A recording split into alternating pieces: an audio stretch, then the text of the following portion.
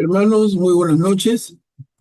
Vamos a dar inicio a nuestra reunión de hoy jueves, en el que continuamos con el estudio del libro del Génesis.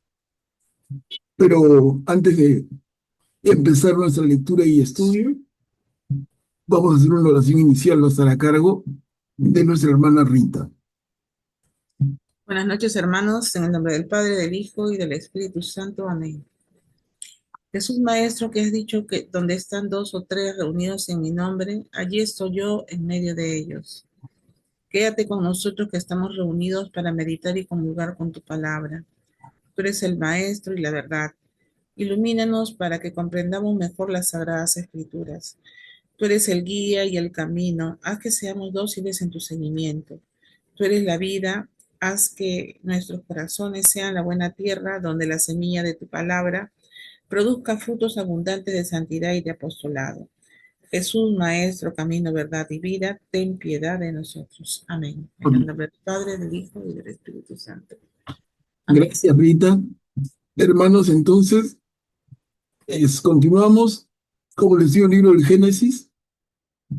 Nos quedamos en el capítulo 4, el versículo 16. Y justamente he resaltado en amarillo lo que nos detuvo buena parte de la reunión pasada, cuando Caín le dice al Señor, eh, aceptando su error, aceptando su tremendo pecado, Caín le dice al Señor, nunca más podré estar en tu presencia. Tremenda definición de lo que es, entre comillas, el infierno, vivir sin la presencia de Dios. No, hasta ahí quedamos y, a ver, continuemos con el capítulo 4, versículos del 17 al 22. Los descendientes de Caín. ¿Quién pudiera leer? Yo puedo leer, Manuel Pablo. Adelante. ¿Puedo leer? Adelante, Graciano, luego Emiliano, en el próximo. Gracias. Caín se unió a su mujer y ella concibió y dio a luz a Enoc. Caín fue el fundador de una ciudad, a la que puso el nombre de su hijo Enoc. A Enoc le nació Irad. Irad fue padre de Mehujael. Mehujael fue padre de Matusael. Y Metusael fue padre de Lamec. Lamec tuvo dos mujeres. Una se llamaba Ada y la otra Silá. Ada fue madre de Tabal, el antepasado de los que viven en campamentos y crían ganado. El nombre de su hermano era Lubal, el antepasado de los que tocan la lira y la flauta. Silá, por su parte, fue madre de Tubal Caín, el antepasado de los forjadores de bronce y de los herreros. Naamá fue hermana de Tubal Caín. Gracias, Graciano. Miren, estamos empezando a leer el primer libro de la Biblia y ya notamos lo que luego es una costumbre, ¿no? Que a cada persona le resaltan le resaltan su genealogía, de dónde viene. Ese es el currículum vitae de aquella época, de aquella cultura. Nosotros diríamos diferente, ¿no? Alguno de nosotros es presentado y se dice su profesión, su experiencia laboral, su especialización, en fin. Pero de aquella época lo que importaba más era su genealogía. Acá entonces nos dice que Caín se unió a su mujer. ¿Eso no les llama la atención?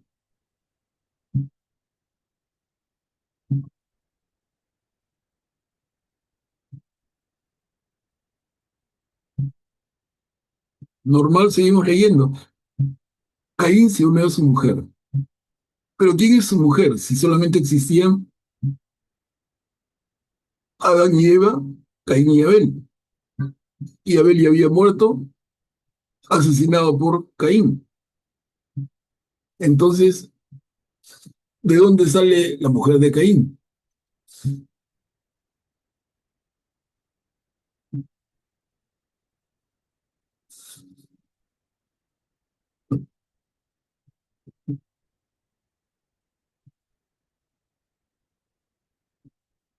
No se lo preguntan, bueno, lo pasamos nomás, pero es un tema que hay que pensar, ¿no?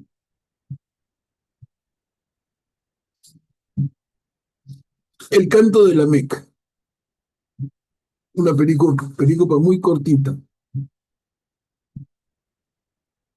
¿Quién puede leer? Emiliano, sí. Lamec dijo a sus mujeres: Adá y Silá, escuchen mi voz, mujeres de Lamec, oigan mi palabra. Yo maté a un hombre por una herida y a un muchacho por una contusión, porque Caín será vengado 7 veces, pero Lamec lo será 77. Claro, Lamec mismo dice, Lamec es presentado, lo hemos visto en la diapositiva anterior, en la película anterior, Lamec es presentado como descendiente de Caín. Y dice, Caín será vengado 7 veces, Lamec, o sea, yo diría 77, ¿no? 70 veces 7. Y aquí también algo que llama la atención, también como que ya lo normalizamos. Y Lamec dijo a sus mujeres, Adá y Silá. Esa normal tenía 2 mujeres.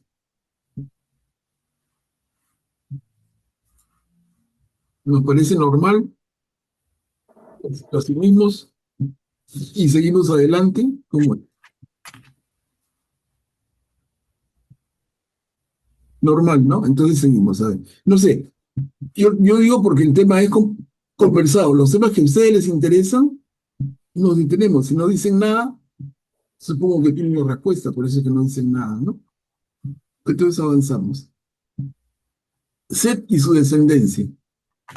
Perdón, Graciano. Adelante, Graciano. Bueno, Pablo, algo que no entiendo. ¿Por qué Caín tiene que ser vengado? O sea, él sufrió algún daño que requería venganza. Igual la MEC dice que también será vengado 70 veces 7. O sea, ellos sufrieron algún daño, algún ataque No, que no, necesitan venganza. no, mira, si lo lees atentamente, no es que hayan sufrido un daño, es una advertencia. Más bien, como cargan un pecado, como Caín carga un pecado, Caín le dice al Señor, ya lo hemos leído juntos, me querrán matar. Y el Señor le dice, no, si eso sucede, serás vengado 7 veces. No es que haya sucedido, es una advertencia. No sé si lo entiendes. Sí, sí, gracias. No, no es que haya sucedido. Diana, adelante. Buenas noches. Sí, creo que sería bueno eh, puntualizar cómo se va desfigurando la imagen y semejanza de Dios en la descendencia de Caín. Él mismo como que no ha aprendido la lección y cuando hace la ciudad, honra a su hijo, o sea, como le da gloria a sí mismo, ¿no? No da gloria a Dios.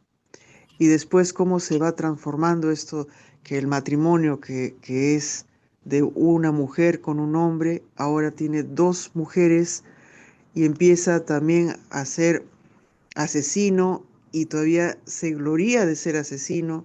Y Lamec el, está todavía ya, como diríamos, sin vergüenza, ¿no? Entonces, ¿cómo se va transformando esta descendencia de Caín? Es importante porque a lo que sigue tenemos que contrastarlo con una descendencia que es la de su otro hermano, ¿no? La virtuosa, y esta que está haciéndose cada vez yéndose al hoyo, ¿no? Ujú. Bien, bien dicho, Diana, muchas gracias. No sé, ¿les queda claro a todos? ¿Está claro lo que ha comentado Diana? Estamos mudos hoy día, qué raro, siempre son bien participativos Sí, sí, está claro. y están Gracias. pegaditos. Voy a poner a Diana Fuentes.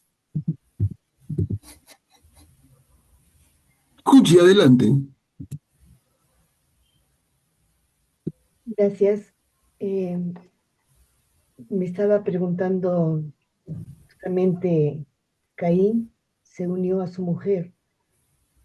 ¿De dónde es esta mujer? Por eso yo les preguntaba, ¿no? Sí, Yo les preguntaba hace un ratito, leemos y si estamos dormidos no pasa nada, pero estamos dormidos. Por eso si estamos moscas, alguien dice, oye, ¿y esa mujer? ¿Y de dónde salió? Porque no lo preguntamos hoy, no lo dialogamos hoy, y mañana cuando estés con alguien tú, ese alguien te lo va a preguntar. ¿Y qué le contestas? Ay, me agarraste. Por eso les digo yo, ¿no? Estemos atentos. Hay preguntas que parecen bien obvias, pero es bueno plantearlas como tema de diálogo para que tengamos luego una mejor riqueza en la respuesta que nosotros mismos podemos dar.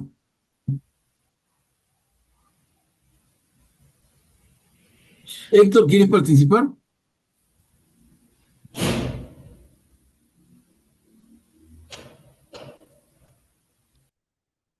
Graciano, adelante. Gracias, Manuel Pablo. Si bien es cierto, se mencionan padres y descendientes, eh, pero tampoco se dice que no existían otros. Es posible que hayan habido otros también, ¿no? Por eso es que aparece la esposa sin previamente haber sido mencionada, ¿no? Me parece. Claro, pero si habían otros, mira, nos metemos en Honduras, ¿no? Que no es mi intención, pero como que es inevitable, o sea, si habían otros, entonces, ¿cómo quedan Adán y Eva como el primer hombre y la primera mujer? A ver, Héctor. Sí, yo estoy de acuerdo en el hecho de cómo es que se va eh, degradando eh, toda la descendencia de Caín, pero de alguna forma mi inquietud que tiene que ver con la anterior reunión es ah, cuando Caín comete el pecado de matar a su hermano, lo hace básicamente por la semilla que tenía del, del del pecado de haber agarrado el fruto del bien y el mal. Y este pecado cometido por los primeros padres es heredado por su descendencia. Entonces, un poco la inquietud que yo tengo, y no solamente eso, sino que además toda su descendencia se va deformando. Un poco la inquietud que yo tengo es por qué el pecado cometido por Adán y Eva es heredable. Sí, ¿por qué los hijos o el hijo tiene que cargar con esa tendencia perniciosa que Ujú. en realidad no es culpa de él? Y es más, porque cuando Dios expulsa a Caín, no le da la posibilidad de redimirse, ¿no? Le pone una marca y le dice, nadie te va a matar, te protejo de eso, pero no le da ninguna posibilidad de redimirse. No me parece muy misericordioso para con Caín. Mira, Héctor, es un excelente punto. No sé si alrededor de eso habría algunos comentarios. Sería muy bueno, muy importante. Graciano, adelante. Gracias, Manuel Pablo. Sí, efectivamente llama la atención por qué los hijos heredan los pecados de los padres, ¿no? Pero incluso hoy vemos, ¿no? Que cuando una persona peca, el pecado no solo queda en él, lamentablemente influye en el resto de familiares y personas relacionadas a él también. Entonces, como que es una ley natural, ¿no? El que va a pecar tiene que tener claro que el mal que hace no solo queda en él, afecta a otros más también. Gracias. Esto se contradeciría, Graciano, con lo que estudiamos en el propio Evangelio. Cuando a Jesús le preguntan sus discípulos, cuando encuentra a ese hombre paralítico y ciego de toda la vida, y le dicen, ¿quién pecó, él o sus padres? ¿No? ¿Se acuerdan esa escena? Y Jesús desmiente, dice, ni él ni sus padres. Entonces lo que tú dices estaría afirmando que sí, que ese hombre era ciego por pecado de sus padres y que él había heredado el pecado de los padres, cosa que, repito, Jesús desmiente. Por eso tengamos cuidado, ¿no? A ver, Diana, adelante. Creo que lo que, bueno, está planteando sobre Caín que hereda eso, pero si vemos sus otros hijos no lo heredaron. Abel no se comportó así. Y ahora vamos a ver en el capítulo 5 que hay otro hijo que tampoco se comportó así, ni su descendencia tampoco. Entonces, lo que sí tenían no es de que heredaron el pecado, o sea, este pecado original, sino más bien ya las personas estaban sin algo, que era, no tenían la gracia.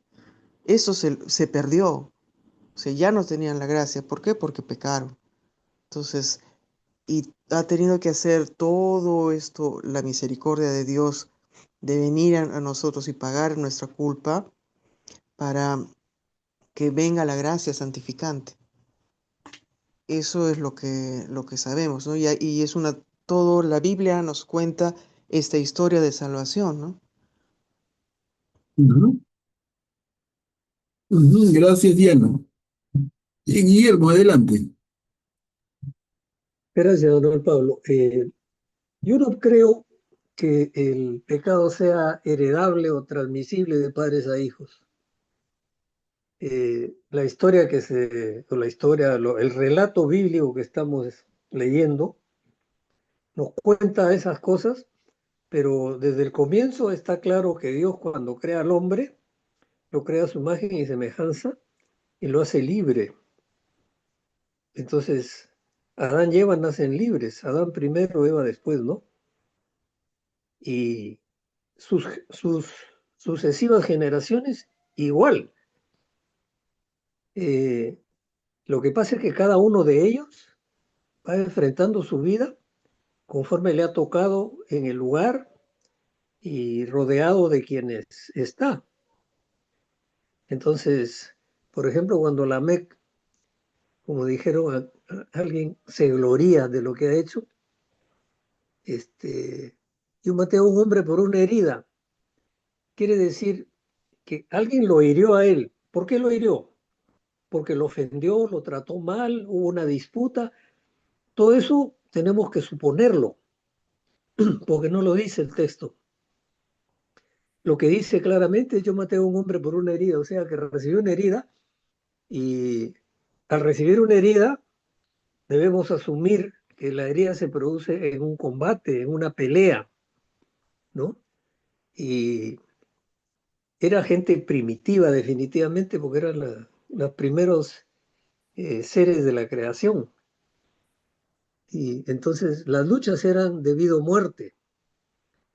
Y luego dice, ya un muchacho por una contusión, o sea que no lo llegó a herir, solamente lo golpeó y le produjo una contusión, ¿no? Pero otra vez en el enfrentamiento, él acaba dándole muerte. Entonces creo que no es posible atribuir a los padres la herencia del pecado. El pecado está en el hombre por, por su libre albedrío, porque incluso Dios le dice a Caín, le dice, cuando le toma cuentas, le pregunta por su hermano, le dice, a ver, ¿dónde está? Lo estoy buscando.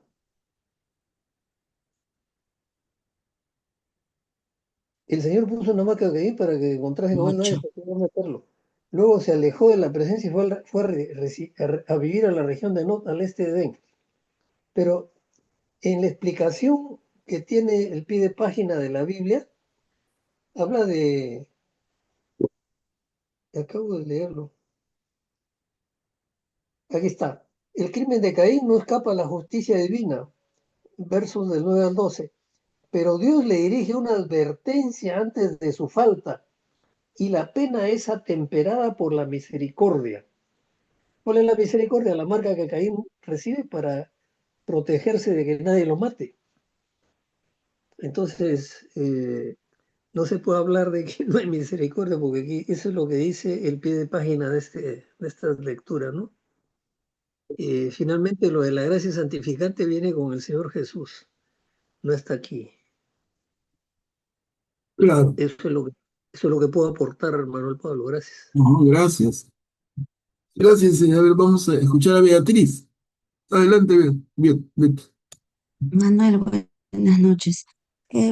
Yo, con respecto a lo que estamos diciendo de que, de que, de que Caín, bueno, creo que queda, yo lo veo claro cuando vemos que no se hereda el, el pecado, el mal cometido por los padres, no será por lo que dijo nuestro Señor Jesús, ¿no? O sea, yo lo veo claro por ahí. Y también cuando revisamos en la parte de donde el Señor le pregunta a Caín y le dice, ¿por qué estás resentido y con la cabeza baja? Si obras bien, andarás con la cabeza levantada, pero si obras mal, el pecado acecha la puerta de tu casa para someterte. Sin embargo, tú puedes dominarlo.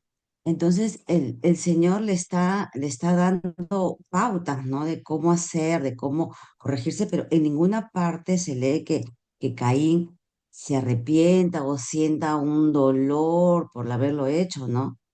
Él se aleja y ahí queda, o sea, no dice, no, incluso sigue molesto, ¿no? Pero yo porque tengo que hablar de mi hermano, porque tengo que decir algo de él.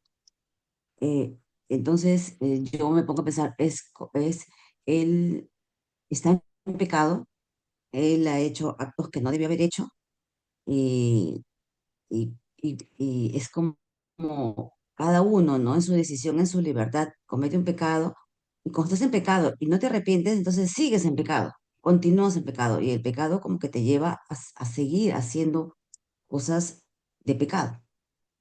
Y bueno, pues, y te unes a otras personas, y bueno, y podrías también hacer llevar a las demás personas en pecado. Entonces yo lo veo de esa manera, ¿no? Por eso como que la gente de su alrededor estaba haciendo actos similares, ¿no? De tipo, así, de ese tipo medio primitivos, ¿no? De venganzas, de golpes, de matanzas. Eso por un lado. Y con respecto a la esposa de Caín, que sí, porque no se menciona que haya más personas, el Señor habla aquí se habla de Adán, Eva, Caín y Abel, pero pudieron haber tenido más hijos Adán y Eva, ¿no? Y de allí también, bueno, habrá habido pues entre los hermanos, porque tenían que seguir aumentando la población, ¿no? Seguir creciendo, desarrollándose bueno, entre hermanos, primos, no sé, ¿no? Siguieron creciendo. O sea, a mí se me ocurre, ¿no? No sé qué tan cierto puede ser eso, porque tampoco no veo más, no sé qué más, de dónde más puedo saber. Ujú. Gracias, Betty. Héctor, adelante.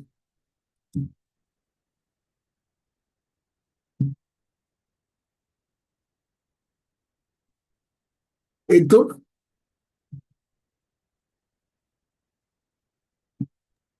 Sí, ya.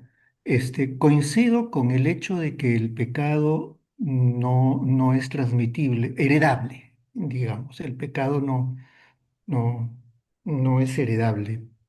Eh, pero tengo algunas dudas eh, en todo esto, porque el pecado original está ahí y me parece que este es limpiado cuando uno es bautizado.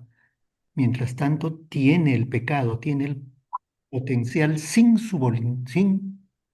ejercer su propia voluntad de hacer cosas malas por esa mancha del pecado original. Eh, Eso por un lado.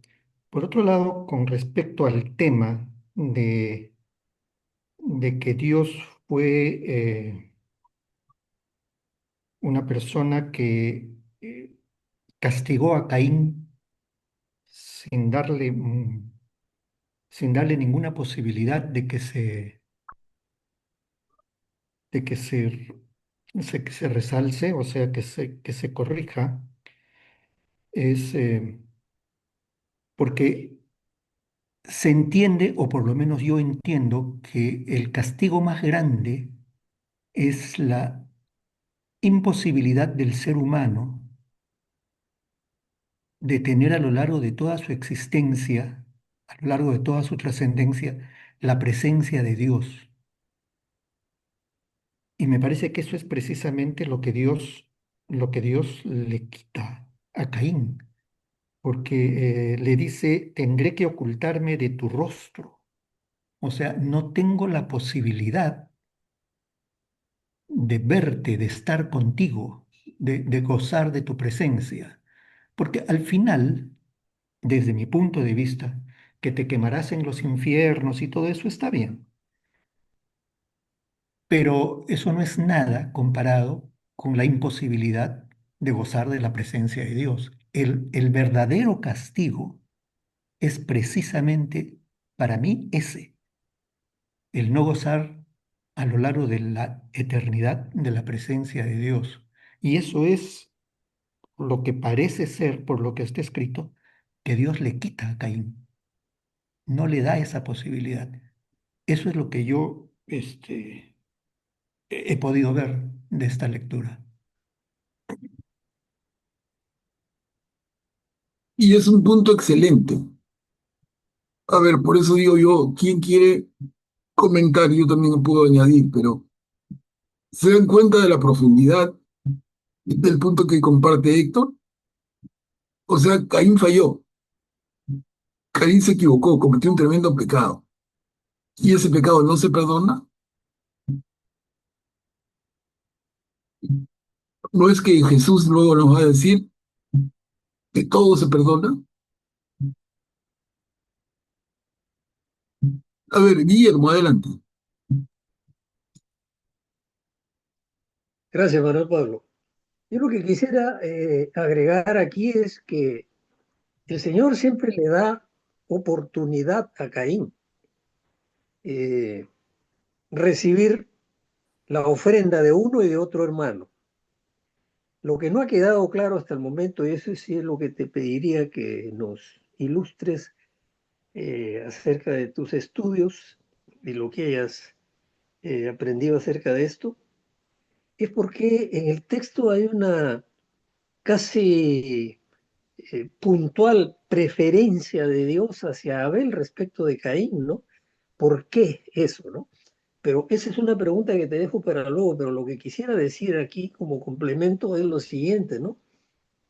El Señor, eh, dice el texto, miró con agrado a Abel y su ofrenda, pero no miró a Caín ni su ofrenda. Esto nos haría pensar que lo descarta del saque, como se dice, ¿no? Sin embargo, Caín se mostró muy resentido y agachó la cabeza. O sea, es una reacción muy humana, el resentimiento por el aparente desprecio, ¿no? Pero el Señor le dice a continuación, y aquí para mí está la oportunidad de arrepentirse por el resentimiento ante la ofrenda desechada. Le dice, ¿por qué estás resentido y tienes la cabeza baja? Y Caín no le responde nada. Cuando el Señor le hace una pregunta, él tendría que haberle contestado, ¿por qué has preferido la ofrenda de mi hermano a la mía? Pero el texto no nos dice nada al respecto. Pero está claro que el Señor le da la oportunidad. Y además lo advierte, como dijo Beatriz, si obras bien, podrás mantenerla erguida, la cabeza, ¿no? Si obras mal, el pecado está agazapado a la puerta y te acecha. Y a continuación, para mí esto es relevante, pero tú debes dominarlo. O sea, no es que le ordene que lo domine, sino le dice claramente que él tiene la capacidad y la obligación moral al anunciarle que es un deber dominarlo al pecado. Le dice, tú tienes la capacidad y puedes hacerlo, pero tienes que hacerlo y todo depende de ti, ¿no? Eso en esta primera parte. Después, cuando Caín comete la muerte del hermano, el Señor lo busca, pues, ¿no? Y le pregunta, ¿dónde está tu hermano Abel? Y Caín, la clásica respuesta del culpable, no lo sé. Y trata de justificarse, ¿acaso yo soy el guardián? ¿Me has puesto a mí para que lo cuide? Entonces el Señor le replica, ¿qué has hecho? Nuevamente le hace la pregunta para que le conteste Caín, ¿no? Entonces a continuación el texto dice, escucha, ¿no? O sea, la reprensión a Caín después del homicidio. La sangre de tu hermano grita hacia mí desde el suelo. O sea, la sangre del inocente muerto sin causa justa ofende la justicia y el amor de Dios, por eso le dice así, ¿no?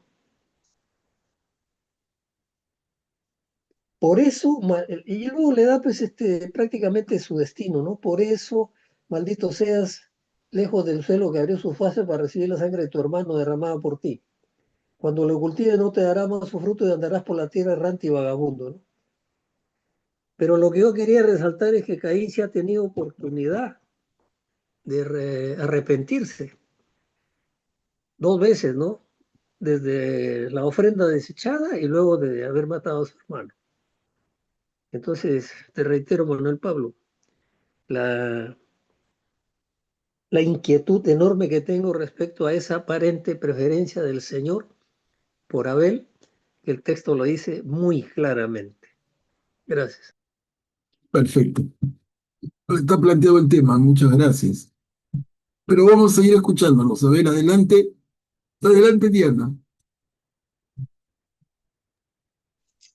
Sí, como muchas ideas que ha dicho Guillermo, quería también recalcarlas. A mí me parece, sobre su pregunta, creo que sí lo hemos visto.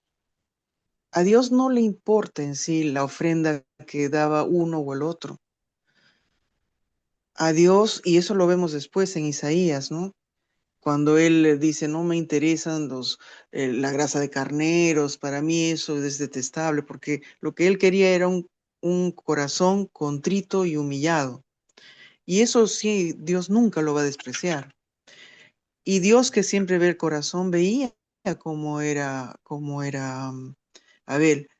Ahora, no lo dice ahí, pero sí vemos cómo es el corazón de Caín.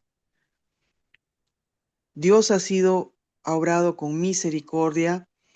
Primero, ya tenía un lío con los padres de Caín y Abel, pero él seguía metido con esa familia. Entonces ha estado con ellos, ha querido restituirlo. ¿Cómo no va a tener misericordia cuando uno dice, la muerte se paga con la muerte? Y no estamos hablando de una muerte de su hermano, pero igual, Dios que sabe todo, ha tenido la forma de prevenir con lo que estaba diciendo la hermana. Le estaba diciendo que alto, no andes irritado, ¿no? Todo lo que puede pasar con esta actitud.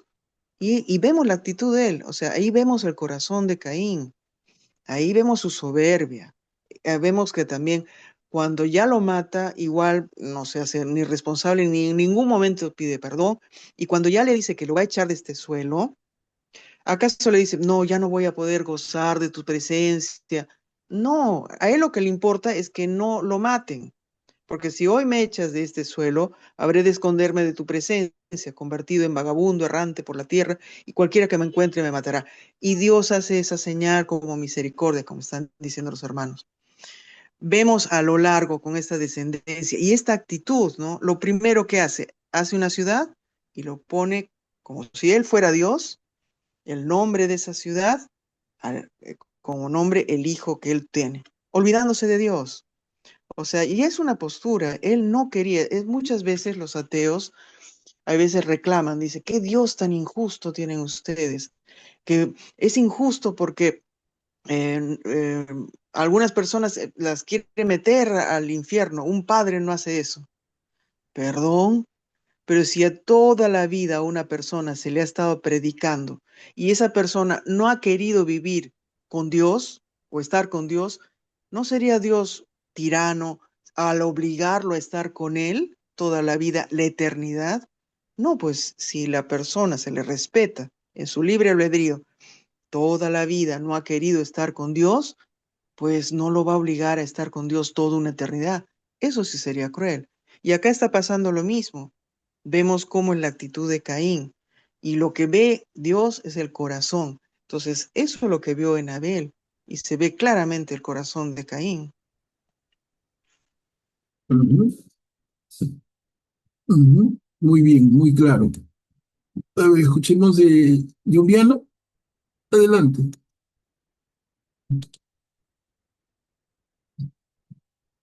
Yo solamente quería, ah, había notado que Dios no le dice a Caín, tú estarás lejos de mi presencia. Él solito dice, yo ya no voy a estar en tu presencia. Es como que no me parece que el Señor le condene a no estar en su presencia, sino que él mismo se condena a sí mismo a no estar en la presencia del Señor, de alguna forma. No sé si lo estoy entendiendo. Es correcto. Es correcto, Juliana, porque son palabras de Caín, ¿no? Caín mismo se castiga con esas palabras, que como tú dices perfectamente, no son palabras de Dios. Es un excelente punto también. Y sumado a lo que dice Diana y a lo que dijo Guillermo, porque Caín se arrepiente, el Señor no perdona al que se arrepiente, o este Dios es distinto del otro, del que viene después. Suponemos que es el mismo Dios, entonces. A ver, acá hay una mano, dice usuario. Si me dice quién es para ponerle su nombre y de paso escucharlo, adelante.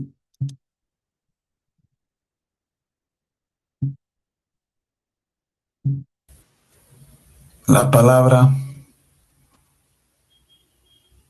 Sí, perdón, había alguien, usuario, ¿no va a hablar? Había levantado la mano. ¿Cómo estás, Manuel? Parece que se me ha desconfigurado mi Zoom acá en mi pantalla, por eso es que no está saliendo mi nombre. Ya lo voy a poner. Yo lo pongo ahorita, sí, mientras que Ah, pasa. ya, perfecto. Bueno, no, yo quería decir algo, ¿no? Primeramente, en cuanto a lo de Caín y Abel, ¿no? Que estaba escuchando a los hermanitos que estaban diciendo. Quería hacer notar que en la Biblia generalmente el Señor siempre no escoge a los primeros, generalmente escoge a los segundos, ¿no? Por ejemplo, porque Caín era el primero y el segundo era Abel, ¿no? Igual vemos en el caso de Ismael con Isaac, en el caso de Esaú y Jacob, ¿no? Siempre no escoge casi el primero, generalmente a los segundos, ¿no? Entonces como que el Señor escoge, como decir, al más débil, ¿no? Y bueno, en el caso de Caín no pudo aceptar digamos, como decir, esa preferencia que tenía eh, Dios por Abel, ¿no? Y él no supo reconocer también los dones que tenía su hermano. Entonces esos celos le produjo hacer este acto, ¿no? Este acto que va contra un mandamiento que después Jesús lo dice, ¿no? Amar a Dios y amar a nuestro prójimo, ¿no? Entonces comete ese asesinato. Y para mí Caín representa a la humanidad que vive, pero desconectado de Dios, ¿no?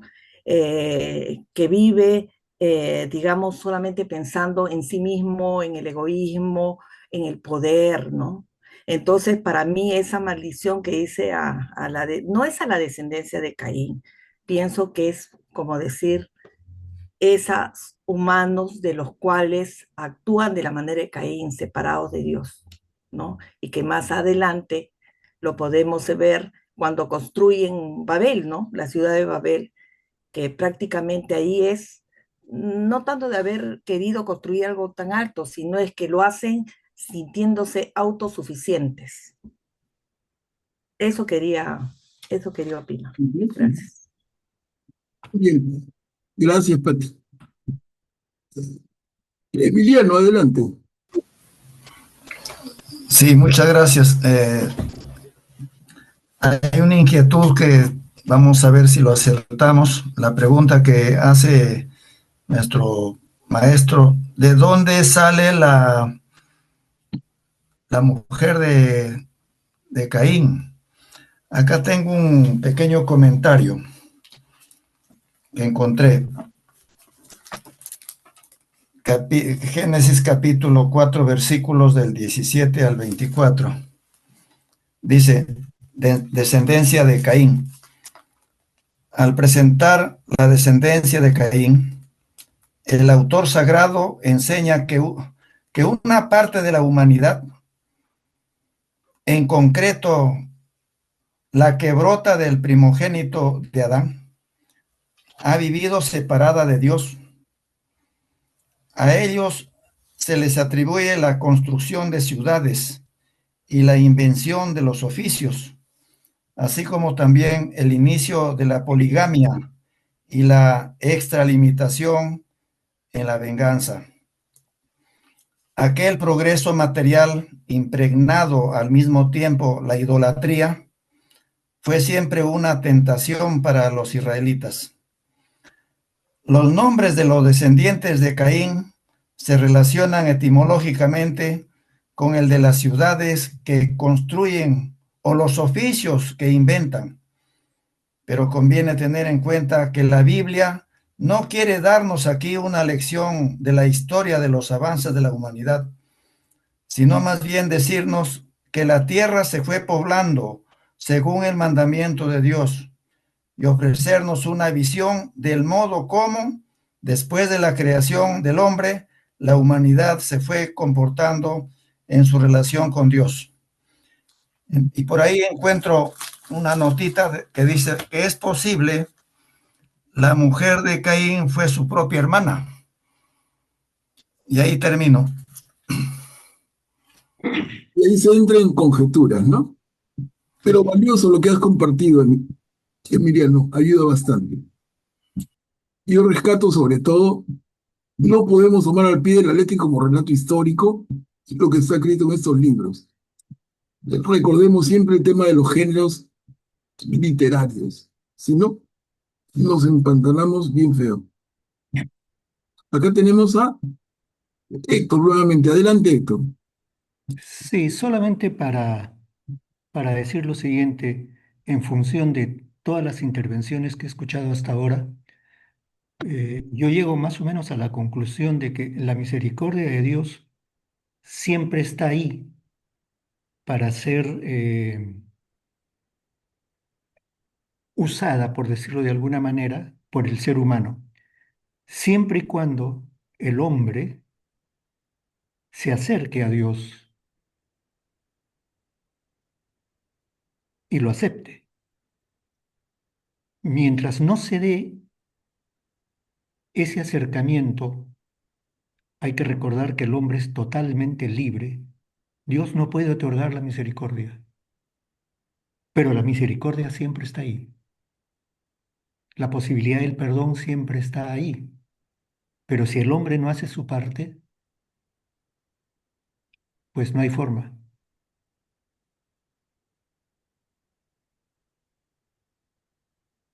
Perfecto, Héctor.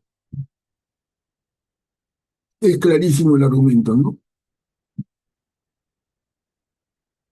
El perdón siempre está ahí a la disposición, pero si uno, el pecador, no da el primer paso, no pasa nada. Si uno se cierra al Espíritu de Dios, y ese es justamente, como hemos recordado antes, el pecado que el Señor no perdona, el cerrarse al accionar del Señor. Acá hay un caso, Caín se cierra al accionar del Señor y se priva de la presencia del Señor en su vida. Pati, adelante.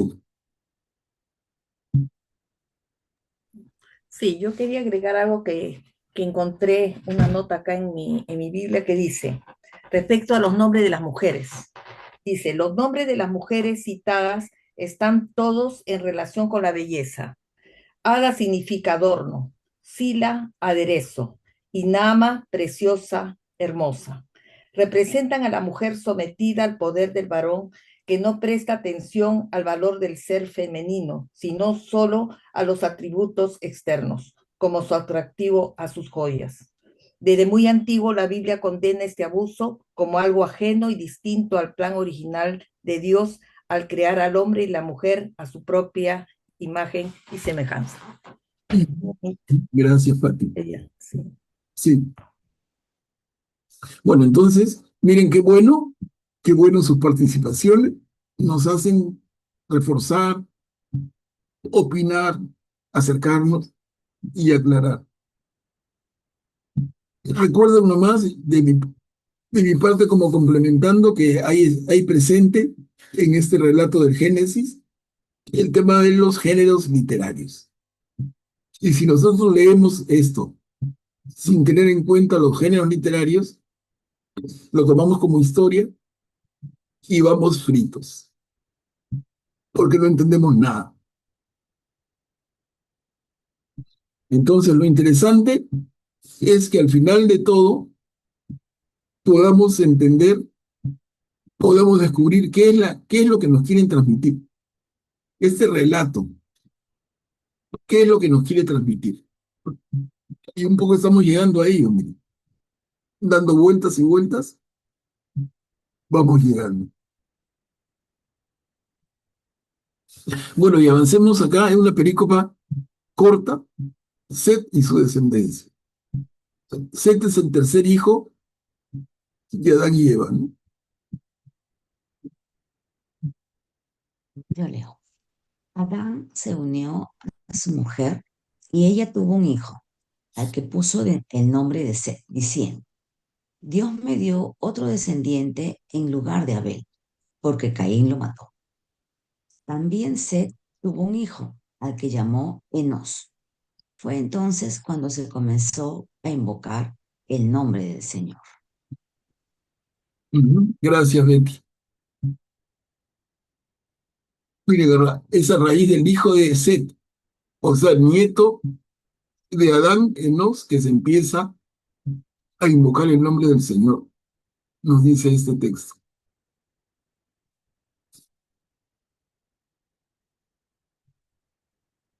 Y con esto terminamos el capítulo 4. Y entramos al capítulo 5, miren. El capítulo 5 entero está dividido en una, creo que es una perícopa, pero en 3 diapositivas. Los patriarcas anteriores al diluvio.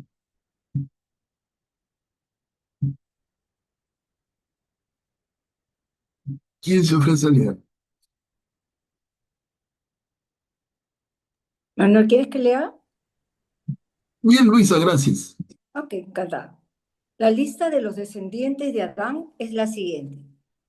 Cuando Dios creó al hombre, lo hizo semejante a él, y al crearlos los hizo varón y mujer. Los bendijo y los llamó, hombre. Adán tenía 130 años cuando engendró un hijo semejante a él, según su imagen, y le puso el nombre de Set. Después que nació Set, Adán vivió 800 años y tuvo hijos e hijas. Adán vivió en total 930 años y al cabo de ellos murió. Set tenía 105 años cuando fue padre de Enos. Después que nació Enos, Set vivió 807 años y tuvo hijos e hijas. Set vivió en total 912 años y al cabo de ellos murió. Enos tenía 90 años cuando fue padre de Kenán. Después que nació Kenán, Enos vivió 815 años y tuvo hijos e hijas. Enos vivió en total 905 años y al cabo de ellos murió. Kenán tenía 70 años cuando fue padre de Mahalalel. Después que nació Mahalalel, Kenán vivió 840 años y tuvo hijos e hijas. Kenán vivió en total 910 años y al cabo de ellos murió. ¿Continuamos, Luisa? Mahalalel tenía 75 años cuando fue padre de Yered. Después que nació Yered, Mahalalel vivió 830 años y tuvo hijos e hijas. Mahalalel vivió 895 años y al cabo de ellos murió. Yered tenía 162 años cuando fue padre de Enoc. Después que nació Enoc, Yered vivió 800 años y tuvo hijos e hijas. Yered vivió en total 962 años y al cabo de ellos murió. Enoc tenía 65 años cuando fue padre de Matusalén. Enoc siguió los caminos de Dios. Después que nació Matusalén, Enoc vivió 300 años y tuvo hijos e hijas. Enoc vivió en total 365 años. Siguió siempre los caminos de Dios y luego desapareció porque Dios se lo llevó. Matusalén tenía 187 años cuando fue padre de Lamec. Después que nació Lamec, Matusalén vivió 782 años y tuvo hijos e hijas. Matusalén vivió en total 969 años y al cabo de ellos murió. Lamec tenía 182 años cuando fue padre de un hijo, al que llamó Noé, diciendo: Este nos dará un alivio en nuestro trabajo y en la fatiga de nuestras manos, un alivio proveniente del suelo que maldijo el Señor. Después que nació Noé, Lamec vivió 595 años y tuvo hijos e hijas. Lamec vivió en total 777 años y al cabo de ellos murió. Noé tenía 500 años cuando fue padre de Sem, Cam y Jafet. Gracias, Luisa. Miren, acá se despachan los años como si nada, ¿no? Enoc es el que tuvo la vida más corta, 300 y pico años. Y nos decía en la diapositiva anterior, de esa misma perícopa, que desapareció porque Dios se lo llevó. Y eso queda como una leyenda, como un tema de misterio. No, Enoc no muere. El Señor se lo lleva al cielo. Esto va a pasar después también con el profeta Elías. En fin. Pero todos tienen unas vidas larguísimas. El que tiene la vida más larga es Matusalén. Matusalén vivió 969 años. Ahora, ¿es posible que los seres humanos de aquella época vivieran tanto o es que contaban mal? ¿Es que tenían una idea del tiempo diferente? ¿Contaban los meses como años? ¿Qué sucedería realmente? Hay explicaciones, pero ninguna cerrada, ¿no? Algunas opiniones dicen que las personas antes del diluvio, por eso el título de esta Perícopa larga es patriarcas anteriores al diluvio. Y nos dicen que estos patriarcas anteriores al diluvio tenían una vida tan larga y que después del diluvio el tema se va, del tema de la duración promedio de la vida se va acortando. Esa es una interpretación. Hay otros que dicen que la forma de contar era distinta y así podemos encontrar realmente que diversas intentos de explicación. Apareció, miren, en el camino desde el descendiente de Adán, ¿no? Vienen para abajo, aparece Set, aparece Enos, Enoc, Matusalén, Lamec y Lamec, padre de Noé, y finalmente Noé, padre de Sem, Cam y Jafet. Y entonces el capítulo 5 de nuestro libro del Génesis, pura genealogía, desde Adán hasta Noé y sus hijos. Y es todo el capítulo 5, porque a partir de aquí entramos al capítulo 6. Aquí no sé si quisieran comentar algo. Luisa, sí. Acá en mi Biblia hay a esta pericopa, a este capítulo 5 dice setitas. Sinceramente desconozco a qué se refiere. ¿Qué son setitas? Setitas descendientes de Set. Ah, Claro. Set, el tercer hijo de Adán, ajá. su descendencia, porque los descendientes de Caín van a ser cainitas. De Abel no hay porque murió tan joven. Y de Set, sus descendientes son los setitas, que son todos ellos, ¿no? O sea, si nosotros decimos, finalmente, somos de la línea de Adán, de la línea de Set, porque no somos de Caín ni hablar, ¿no?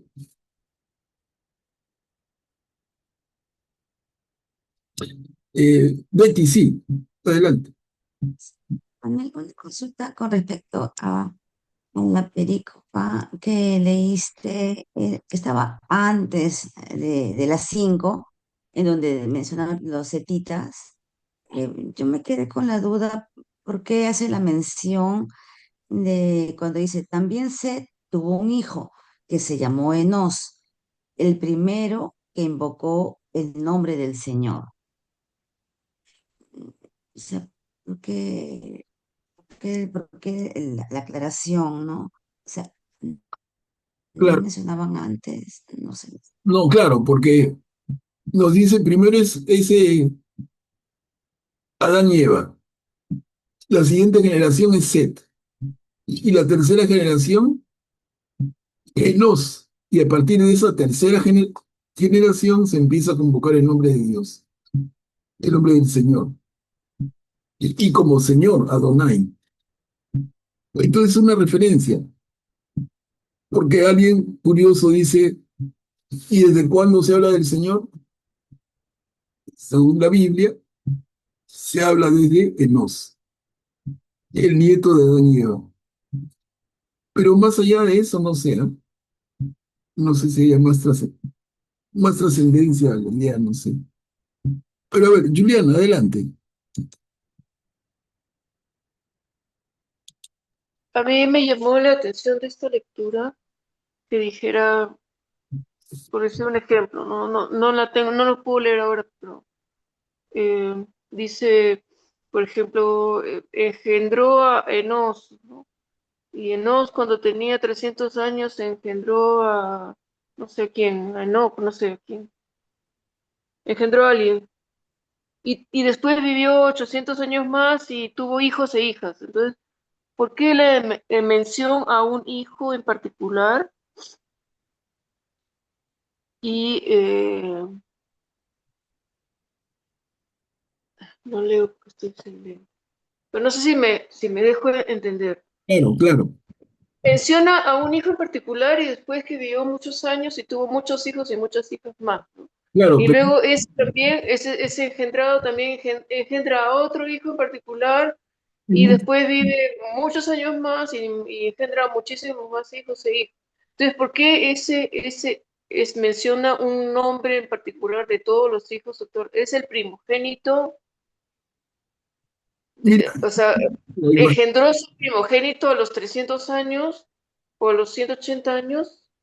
Y solamente mencionan al primogénito y después el resto como que no tiene importancia, o estamos hablando quizás de que se generó tal vez una civilización o una ciudad en particular que llevó ese nombre, no sé si me puedes hablar. Gracias. sí, no, claro, mira, imagínate si en la siguiente generación nomás, si uno de esos caballeros tiene varios hijos y a cada uno le siguen el árbol genealógico, sería imposible. Entonces lo que hacen es marcar del árbol como marcan un tronco, ¿no? Y un tronco, y un tronco, y ese lo van siguiendo, porque si no es imposible. Es, no sé, si tuviéramos en esa época una computadora gigante que haga el árbol genealógico de cada uno. Pero para simplificar, definen un tronco y luego cuando hagan referencia para arriba, van a ir llevándose de ese tronco para llegar a Adán, ¿no? Eso es. O sea, si tú ves acá, ya vimos a Noé como personaje fundamental al final de esta lectura. Ya está. Entonces, Noé, hijo de Lamec. Y tú dices, Noé, ¿qué tiene que ver con Adán? Te va siguiendo el rastro. Pero imagínate de otro, que viene de otro de los hijos, que fue otro de los hijos de los... Ya es una locura. ¿Quién pudiera llevar ese árbol genealógico a mano? Esta es una simplificación inteligente, me parece. Pero a ver, escuchemos, ¿no? Pati, adelante.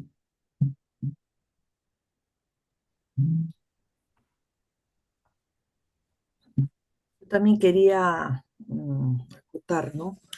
Que también hay algunos también estudiosos que creen que estos patriarcas tan longevos es como decir una influencia de otras culturas, como la sumeria, lo cual también ahí se ve esos reyes longevos que vivieron muchos años, tratando de explicar todo ese tiempo, ese lapso de tiempo, ¿no?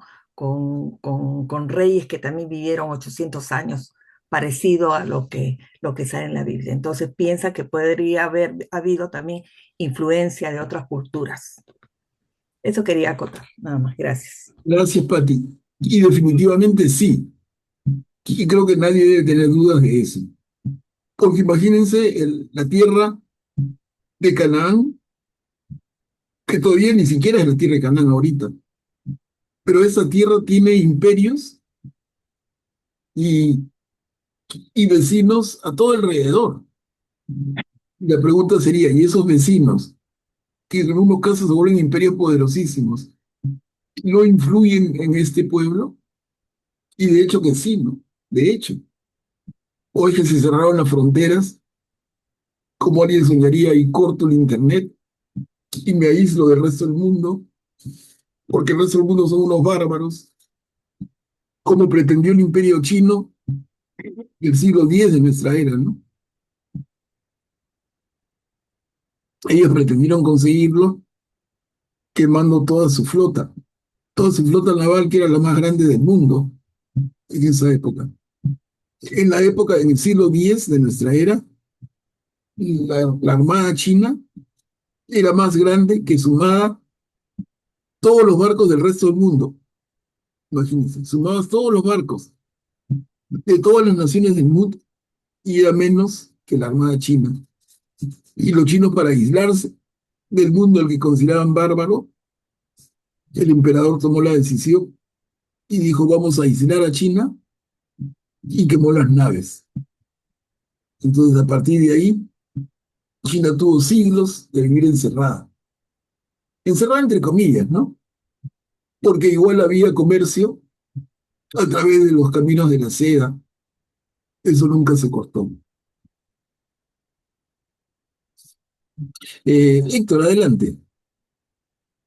Gracias, Manuel Pablo. Yo tengo la Biblia de Navarra y hay un pie de página sobre el tema que se ha estado conversando que me parece interesante. En realidad hablan de dos conceptos. Dice así, los años de vida de los patriarcas tienen valor simbólico. En efecto, en el conjunto de la lista se aprecia que la duración de la vida del hombre va descendiendo a medida que la humanidad se aleja del momento originario de la creación y va degenerando con la presencia del mal. Es la primera vez que escucho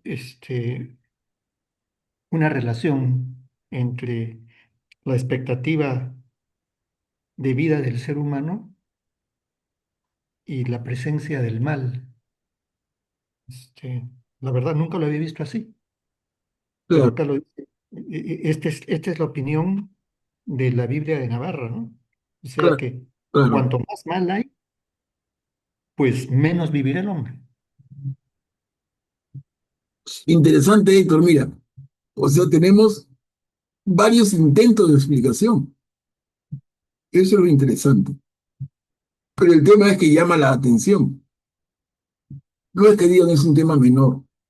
Y entonces hay diferentes estudiosos que van a pretender diferentes explicaciones. Diana, adelante. Quería apuntar dos cosas. Una que mencionaste es sobre Enoc, que además del profeta Elías, que fueron llevados al cielo, eso también nos dice, ¿no? Si en el Antiguo Testamento ya hay un precedente, ¿por qué no a la Virgen María puede estar asunta en el cielo, que no solamente caminó con Dios, sino que fue una de las mejores discípulas, ¿no? Entonces tenemos también a la Virgen María en el Nuevo Testamento. Ujú, ujú. Y lo otro es sobre lo que decían sobre la expectativa de vida. Tenemos una promesa a las personas que están dedicadas a su padre, se le otorgará, que respeta a su padre o a su madre, larga vida, ¿no? También en esta tierra, dice. Ujú. Ujú. Bien, Diana, gracias. Muy interesantes otra vez todas las intervenciones y cómo ayudan y cómo enriquecen. Miren. Entonces hemos llegado aquí, en este capítulo 5 en una relación de descendencia, partiendo de Adán, hemos llegado a Noé y sus tres hijos. Y el capítulo termina aquí porque el sexto va a tener con Noé, no aquí, pero en la siguiente. Esta es una lectura misteriosa también. A ver, compartámosla. Es el famoso capítulo 6 del Génesis, versículos del 1 al 4. Los hijos de Dios y las hijas de los hombres. Aquí también lo leemos y si pretendemos ser muy racionales, ya que el cerebro le sacamos 5 conejos y no respondemos, ¿no? Pero leamos, a ver quién puede leer. Yo puedo leer, Manuel Pablo. Adelante, García. Cuando los hombres comenzaron a multiplicarse sobre la tierra y les nacieron hijas, los hijos de Dios vieron que éstas eran hermosas y tomaron como mujeres a todas las que quisieron. Entonces el Señor dijo: mi espíritu no va a permanecer activo para siempre en el hombre, porque éste no es más que carne, Por eso no vivirá más de 120 años. En aquellos días y aún después, cuando los hijos de Dios se unieron con las hijas de los hombres y ellas tuvieron hijos, había en la tierra gigantes. Estos fueron los héroes famosos de la antigüedad. Ujú. Miren, ¿cuánto hay de esto? Que es un poco influencia de los pueblos vecinos, de los pueblos de Mesopotamia sobre todo. Y si queremos interpretarlo en un sentido firme, y digo yo no creo en eso, yo quiero una explicación. A ver, ¿qué explicación le damos? Los hijos de Dios venían y tuvieron hijos e hijas con las hijas de los hombres. Las tomaron como mujeres a todas las que quisieron. Y ahí es que el Señor dice, oye, no, vivirán máximo 120 años. Y habla de gigantes sobre la tierra, ¿no? Los héroes famosos de la antigüedad. Entonces, acá hay una infiltración de leyendas mesopotámicas extranjeras, ¿o qué explicación le podemos dar? No sé si alguno de ustedes tiene alguna que pudiera compartir.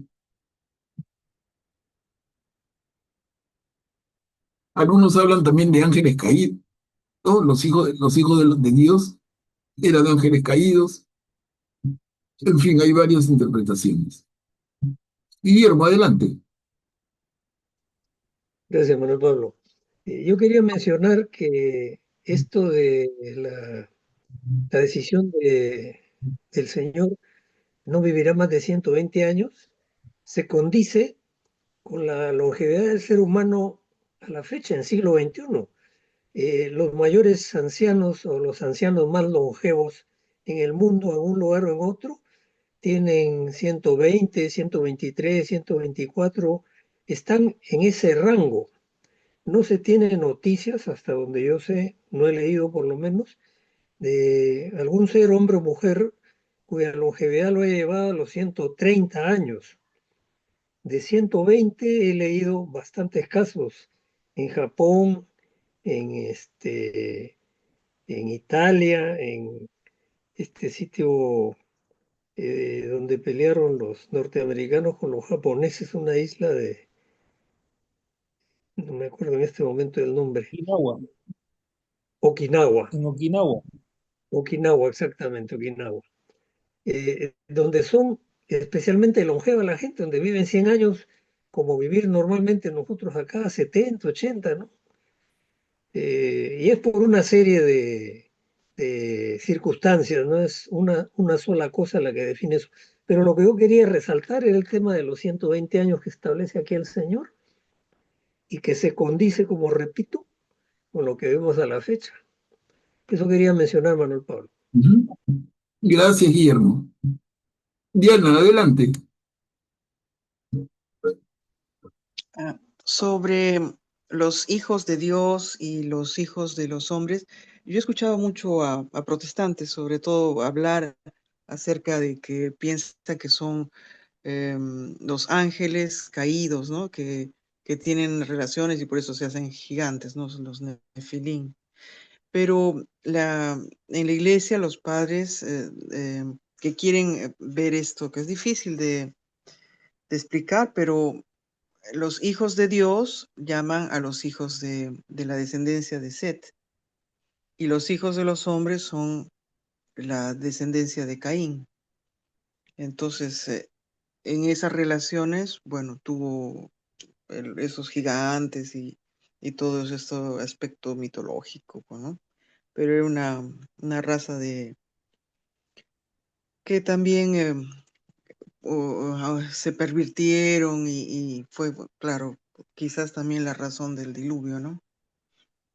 Claro, Diana.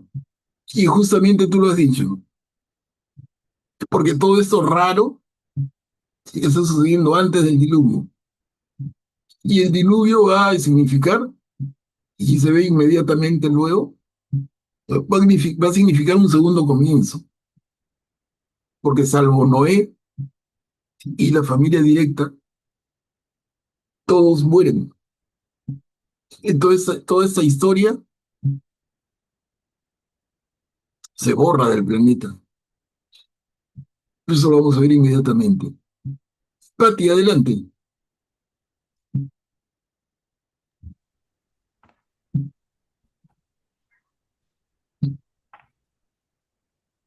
Sí, respecto a los hijos de Dios y los hijos de los hombres, yo había escuchado un término que dicen los nefilín, Sí, que eran los nefilín, que era el resultado del cruce de los ángeles caídos con las mujeres, ¿no?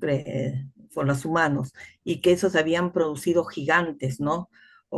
Y yo creo que eso tiene influencia también de otras culturas, por ejemplo, los dioses griegos, los dioses romanos, que también hay héroes que han sido cruce, que ha tenido su padre, un dios con una humana, ¿no? Yo creo que a eso se refiere. Y por otro lado, también yo había escuchado de Goliat, que también era un gigante, ¿no? Y que venía de una estirpe, todos eran altos, ¿no? Para esa, que eran enormes, ¿no? Entonces es algo realmente misterioso, no creo que todavía nada de eso se haya probado, ¿no? claro, Sí, claro, Pati, yo gracias. pienso, sí. Sí, hay mucho de eso entonces. Hay mucho de influencias de fuera, de mitos, de leyendas de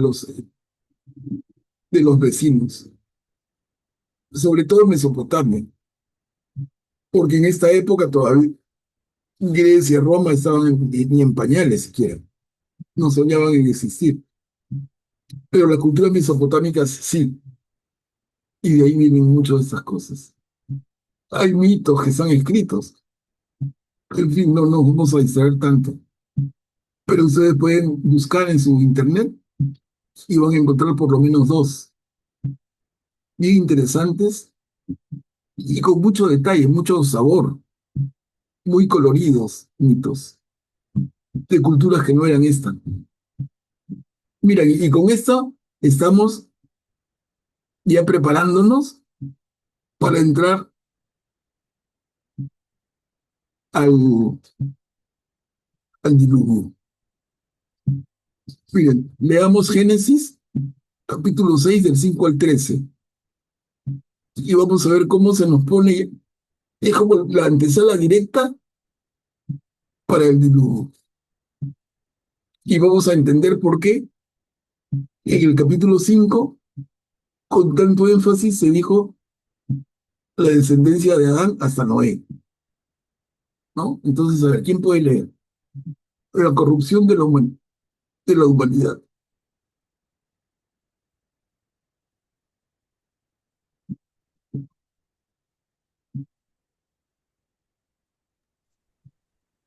Cuando el Señor vio qué grande era la maldad de los hombres, del hombre en la tierra, y cómo todos los designios que forjaba su mente tendían constantemente al mal, se arrepintió de haber hecho al hombre sobre la tierra, y sintió pesar en su corazón.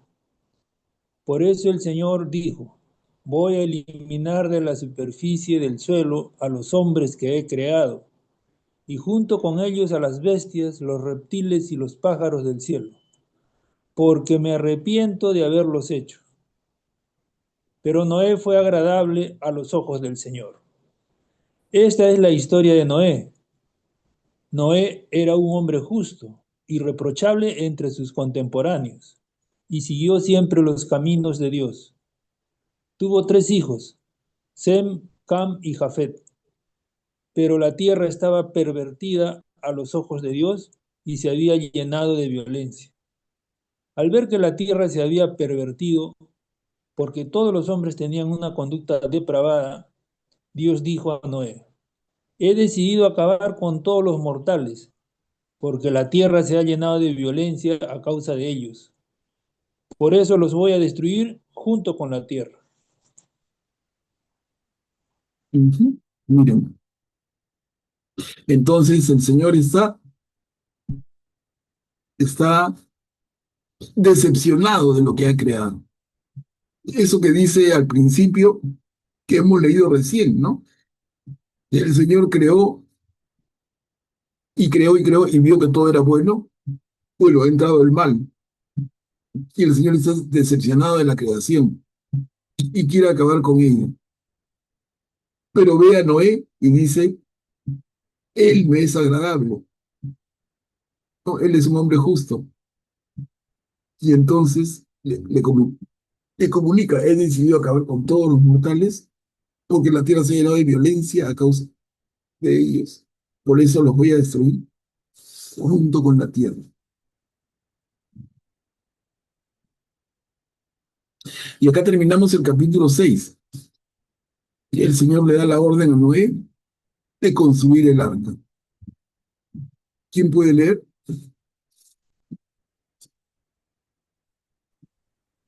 Yo. Constrúyete un arca de madera resinosa, divídela en compartimientos y recúbrela con betún por dentro y por fuera. Deberás hacerla así. El arca tendrá 150 metros de largo, 30 de ancho y 15 de alto.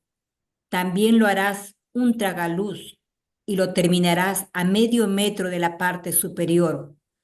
Pondrás la puerta al costado del arca y harás un primero, un segundo y un tercer piso. Yo voy a enviar a la tierra las aguas del diluvio para destruir completamente a todos los seres que tienen un aliento de vida.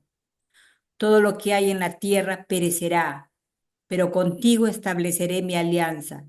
Tú entrarás en el arca con tus hijos, tu mujer y las mujeres de tus hijos.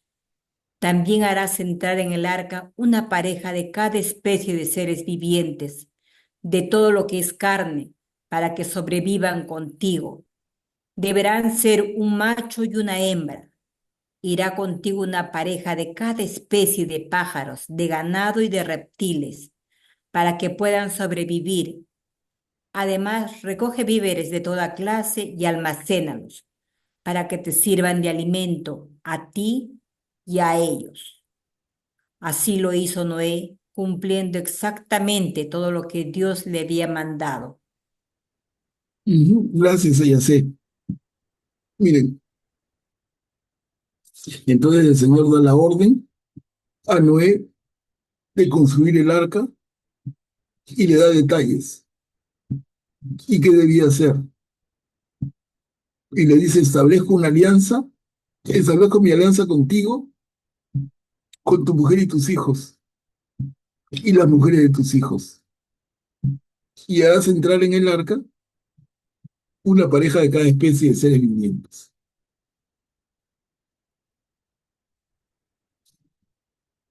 Además, recoge víveres de toda clase y almacénalos para que te sirvan de alimento a ti y a ellos. Y Noé obedeció. Y eso es importantísimo, ¿no? Noé fue obediente. Noé obedeció y cumplió exactamente todo lo que el Señor le había mandado.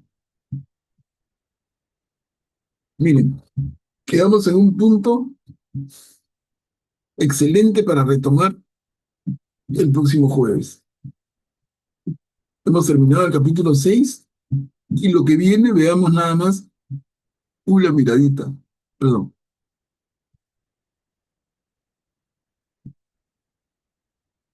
La entrada de Noé en el arca, ¿no? Y luego arranca el diluvio. Entonces, vamos a quedar aquí. Quedamos con haber leído el capítulo 6 completo. Hemos leído el 4, el 5 y el 6 hoy día. Hermanos, miren, dos comentarios. Uno, que ya lo hemos dicho 1000 veces, pero qué interesante, qué rico, qué enriquecedor es que ustedes participen con sus preguntas, con sus comentarios, pero también, y eso era lo otro, que tengan su Biblia a la mano y que entonces, como refuerzo de lo que estamos comentando, no solamente aportan lo que yo creo, yo pienso, no. Pero también yo tengo tal Biblia y en el pie de página noto esto que puede servir. Eso me parece excelente, excelente. Entonces todos nos enriquecemos y se hace muy dinámico el diálogo. Es un diálogo rico y alturado, todos salimos mejores. Bueno, y nada más de mi parte, pedirles que den una leidita, va a ser bien fácil leerlo, a estos primeros 6 capítulos del libro del Génesis. Miren, antes de seguir avanzando, denles una leidita del 1 al 6. Ya los hemos leído juntos, los hemos dialogado hasta en detalle, pero ustedes denles su leída más, ¿no? Tranquilos, disfrútenlo. Y por ahí si sale algo, anoten. Y lo traen así como están trayendo tantos temas interesantes. Listo. Bueno, hermanos, de mi parte, muchísimas gracias. No sé si alguien quisiera tener un comentario final.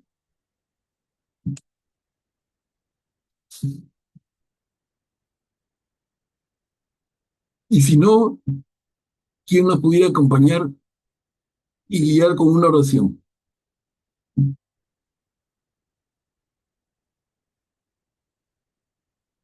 ¿Yo puedo hacerlo, Manuel Pablo? Gracias. Adelante, Graciela. Hermanos, en el nombre del Padre, del Hijo y del Espíritu Santo. Señor, te agradecemos por tu presencia. Gracias, Señor, por tu palabra que hemos escuchado. Ayúdanos a comprender cuál es la respuesta adecuada a lo que tú nos hablas desde dentro de nosotros. Señor, danos siempre tu palabra cotidiana. Ella es como el pan, sacia y a la vez provoca más hambre de ti. Ella es como el agua, riega, refresca, fecunda y limpia. Ella es como la luz, ahuyenta las tinieblas, el error y el pecado e ilumina los ojos del alma para ver mejor el camino a nuestra salvación. No nos hagas faltar nunca, Señor, el pan cotidiano de tu palabra. Amén. En el nombre del Padre, del Hijo y del Espíritu Santo. Muchas gracias, Graciela.